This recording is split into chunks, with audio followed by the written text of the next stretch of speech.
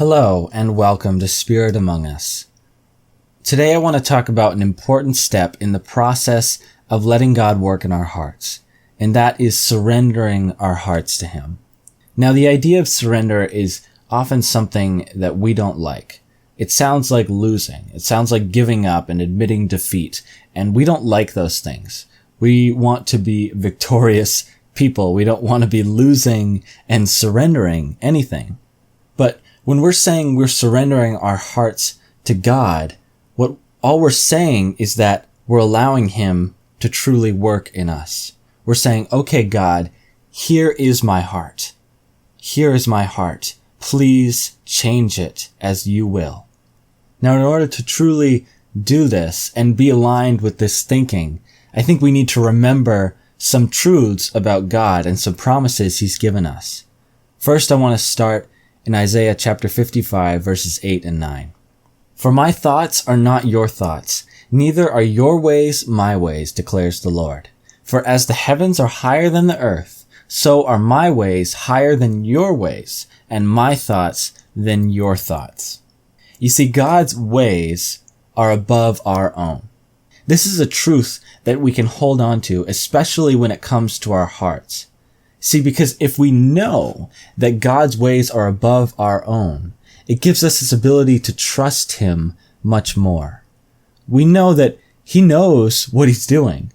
He knows exactly what needs to be done in us, and we can trust Him with our hearts. He is for us. He is not against us. And the other thing is that He is God. He has so much more understanding than we do. And to resist God changing us is to say that we don't trust Him, that we don't think His ways are above our ways, that we don't think He's smarter than us, that we know better than God. Now, a little truth right here. The creation is not better than the Creator. We are the creation. But God still wants to work in us, and He loves us so much. So we can trust that God is only going to do things that bring our good. The other thing I want to look at is a promise that God has given us. In Proverbs chapter 3, verse 5. Trust in the Lord with all your heart, and lean not on your own understanding. In all your ways submit to Him, and He will make your paths straight. Now this is a command to trust God right here.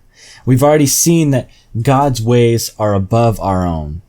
But now here's the command to trust and not to lean on our own understanding because His ways are above ours. Now here's the promise part. In all your ways submit to Him. Submit is synonymous with surrender. In all your ways surrender to Him, and He will make your paths straight. You see, God wants to lead us down straight paths. God wants to lead us to a place of changing our hearts, of making our lives better, of making us more like Jesus. God wants to lead us through this process of changing our hearts, but God isn't going to change a heart that's refusing to be changed.